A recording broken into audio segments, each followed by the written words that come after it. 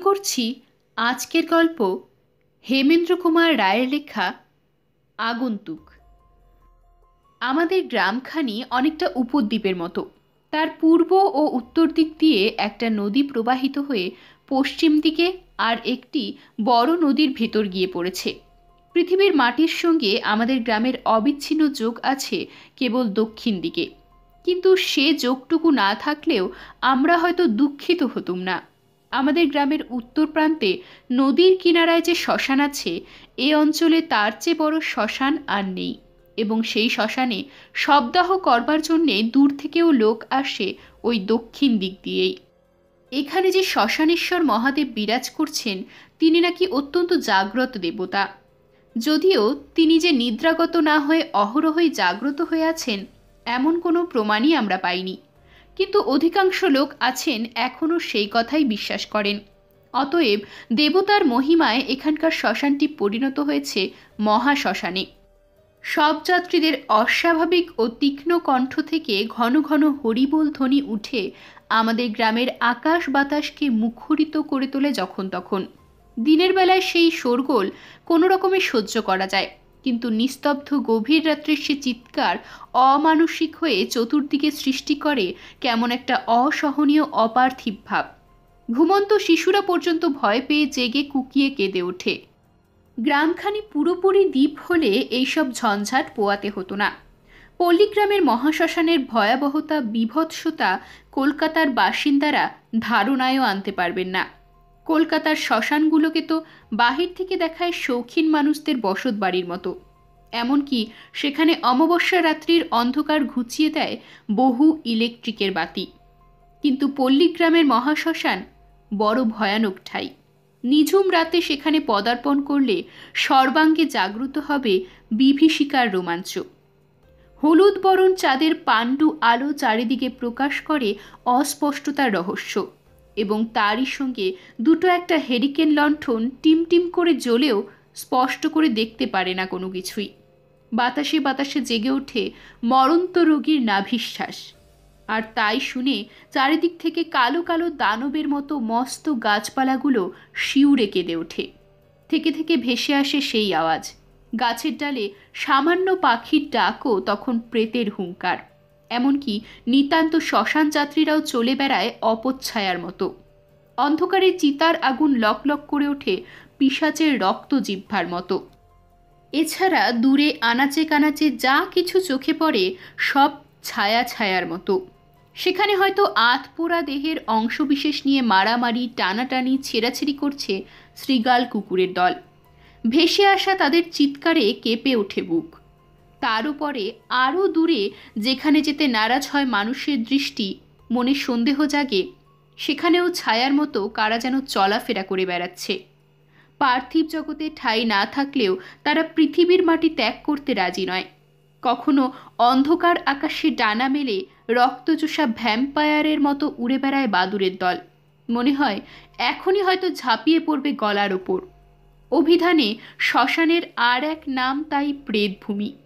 এ নাম মিথ্যা নয়। পল্লীগ্রামের শ্মশান দেখলে প্রেতভূমি ছাড়া আর কিছুই মনে হয় না।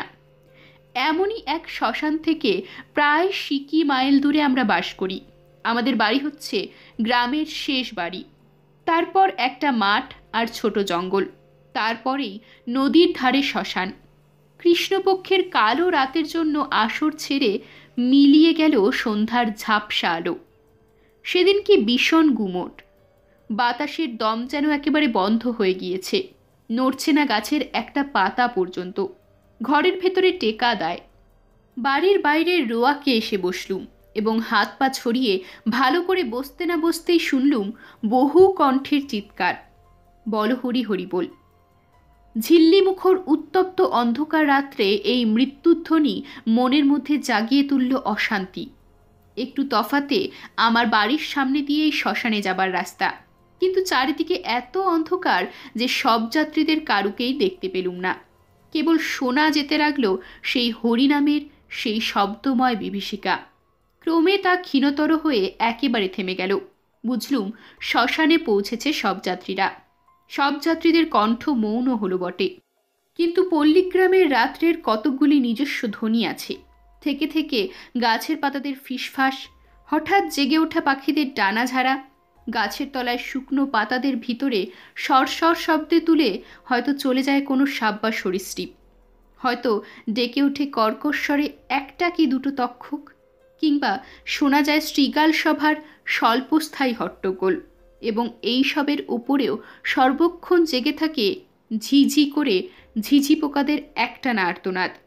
বেশ খানিকক্ষণ একলা বসে শুনলাম সেই রাত্রির ধ্বনি। তারপর চোখের পাতা জড়িয়ে আসতে লাগলো তন্দ্রার আমেজে। উঠি উঠি করছি।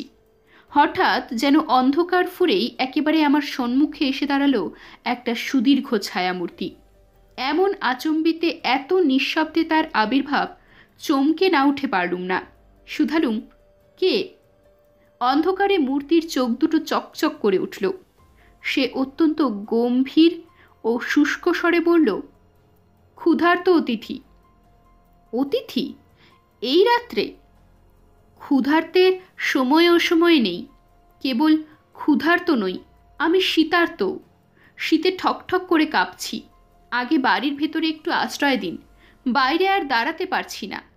মহাবিস্ময়ে বলে উঠলুম, বলেন কি মশাই, আপনার শীত করছে, আর এদিকে দারুণ গুমোটে সিদ্ধ হয়ে আমরা যেতে বসেছি। সে যেন কাঁপতে কাঁপতে বললে, বিশ্বাস হচ্ছে না আমার কথায়? তাহলে এই দেখুন। কই, আপনার হাত কই? আমার একখানা হাত বাড়িয়ে দিলুম। সেও হাত বাড়িয়ে ধরলে আমার হাতখানা, কিন্তু পর মুহূর্তেই আমি শিউরে উঠে তাড়াতাড়ি নিজের হাতখানা টেনে নিলুম। উহ, কি অসম্ভব ঠান্ডা তার হাত, ঠিক যেন জমাট বরফ দিয়ে করা। সে কাতর স্বরে বললে, বাড়ির ভেতরে চলুন, বাড়ির ভেতরে চলুন, আমি আর বাইরে দাঁড়াতে পারছি না।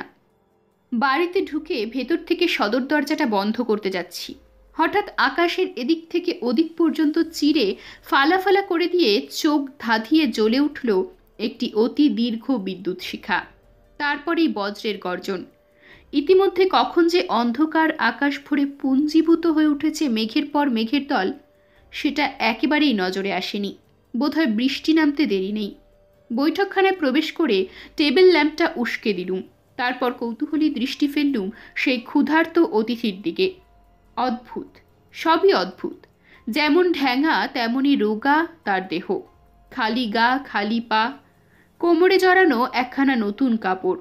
দেহের কোথাও যেন মাংস নেই, কেবল চাদর দিয়ে ঢাকা গোটা কতক হাড়, কুচকুচে কালো রং, মাথায় বড় বড় বিশৃঙ্খল চুল, মুখের দুই পাশ চুপসে বসে গিয়েছে, শুকনো ঠোঁট দুখানা ঠেলে দাঁতগুলো বেরিয়ে পড়েছে বাইরে, যেন মূর্তিমান দুর্ভিক্ষ। আর কি বুভুক্ষ দৃষ্টি! জানি না, বুকের কাছটা কেমন ছমছম করে উঠল। সঙ্গে সঙ্গে শুনলাম বাড়ির বাইরে ঝড়ের চিৎকার। থরথর করে কেঁপে উঠে আগন্তুক বললে, উফ, ঠান্ডা হাওয়া আসছে, জানালা বন্ধ করে দিন, জানালা বন্ধ করে দিন। জানালাগুলো বন্ধ করে ফিরে দাঁড়িয়ে বললুম, মহাশয়ের কি কোনো ব্যামো ট্যামো হয়েছিল? ব্যামো? হ্যাঁ, হয়েছিল বই কি, শক্ত ব্যামো। সুবিধে পেয়ে শত্রুরা আমাকে জমের বাড়িতে পাঠাতে চেয়েছিল, তাই তো আমি তাদের ফাঁকি দিয়ে পালিয়ে এসেছি। শত্রু? শত্রু আবার কারা? জ্ঞাতি শত্রু মশাই, জ্ঞাতি শত্রু। তাছাড়া আবার জমের বাড়িতে পাঠাতে চাইবে কেন? আপনার কথা আমি ভালো করে বুঝতে পারছি না। তারা কি আপনাকে খুন করতে চেয়েছিল? বেশি কথা বলবার শক্তি আমার নেই। শুনছেন না, ঝড়ের সঙ্গে আবার বৃষ্টি নামলো। পৃথিবী এখনই ভাসবে, শীত আরও বাড়বে। আমি শীতার্ত, আমি ক্ষুধার্ত। উহ, কি খিদে পেয়েছে! আমি ক্ষুধার্ত, কিছু খেতে দিন মশাই, আগে কিছু খেতে দিন। বললুম, এত রাত্রে বাড়ির সকলেরই খাওয়া দাওয়া হয়ে গেছে, তবু চেষ্টা করে দেখছি, একটু অপেক্ষা করুন, কিন্তু বেশি কিছু দিতে পারবো বলে মনে হয় না। যা পারেন তাই দিন। ওহ, শত্রুরা না খাইয়ে মারবে বলে কতদিন আমাকে কিছু খেতে দেয়নি, কতদিন আমি উপোস করে আছি। বাড়ির ভেতরে গিয়ে কোনো রকমের সংগ্রহ করলুম কিছু ভাত, কিছু তরকারি, খামতিনেক রুটি, দুটি সন্দেশ ও 4টি নারকেল নাড়ু। থালার উপরে তাই সাজিয়ে নিয়ে ফিরে গেলুম বৈঠকখানায়। দেখলুম একদিকে বিস্ফারিত চোখে তাকিয়ে অত্যন্ত আড়ষ্টভাবে দাঁড়িয়ে দাঁড়িয়ে আগন্তুক যেন কান পেতে কি শুনছে। চোখ দেখলে মনে হয় তার দৃষ্টি যেন ঘরের নীরের দেওয়াল ভেদ করে চলে গিয়েছে বাইরে, কত দূরে। বললুম, আপনার খাবার এনেছি। কিন্তু সে যেন আমার কথা শুনতেই পেল না। আচমকা ফিরে দাঁড়িয়ে ত্রস্ত স্বরে বলে উঠল, তারা আসছে, তারা আসছে। বিপুল বিস্ময়ে জিজ্ঞাসা করলুম, কারা আসছে? আমার শত্রুরা। আমি তাদের পায়ের শব্দ শুনতে পাচ্ছি, আমি তাদের দেখতে পাচ্ছি। আমি চললুম। সে কি, আপনার খাবার এনেছি যে। না না, আমি আর খাবো না, আর আমি ক্ষুধার্ত নই। শত্রুরা আবার আমাকে জমের বাড়িতে পাঠাবার জন্য ছুটে আসছে, আমি পালাই। বলতে বলতে সে ছুটে ঘর থেকে বেরিয়ে গেল উদ্ভ্রান্তের মতো। তারপরই দুম করে সদর দরজাটা খোলবার শব্দ হলো। হতভম্বের মতো খাবারের থালা হাতে করে দাঁড়িয়ে অবাক হয়ে ভাবতে লাগলাম, কে এই আশ্চর্য লোকটা? পাগলাগারদ থেকে পালিয়ে আসেনি তো? সদর দরজার কপাট দুখানা ঝোড়ো হাওয়ায় দুমদাম করে একবার বন্ধ হচ্ছে, একবার খুলে যাচ্ছে। তখন পৃথিবীর আর সব শব্দ একেবারে স্তব্ধ হয়ে গিয়েছে ঝড় বৃষ্টির দাপটে। দরজাটা আবার বন্ধ করে দেবার জন্য এগিয়ে যাচ্ছি। আচম্বিতে দেখি ৬-৭ জন লোক সবেগে দৌড়ে এসে হুড়মুড় করে বাড়ির ভিতর ঢুকে পড়ল। হ্যারিকেন লণ্ঠনটা তুলে সবিস্ময়ে জিজ্ঞাসা করলুম, কে? তাদের একজন বললে, আমরা শ্মশান থেকে পালিয়ে আসছি। পালিয়ে আসছেন? কেন? এমন দুর্যোগে শ্মশানে কোনো মানুষ তিষ্ঠতে পারে? ছুটতে ছুটতে এই পর্যন্ত এসে আপনার বাড়ির আলো দেখে এখানেই ঢুকে পড়েছি। তাহলে আপনাদের সপ্তাহ শেষ হয়েছে? না মশাই, না, আমাদের কপাল আজ বড়ই মন্দ। শ্মশানে সব রেখে পাশের জঙ্গলে কাঠ কাটতে গিয়েছিলুম, কিন্তু ফিরে দেখি খাটের ওপর থেকে মরা অদৃশ্য হয়েছে।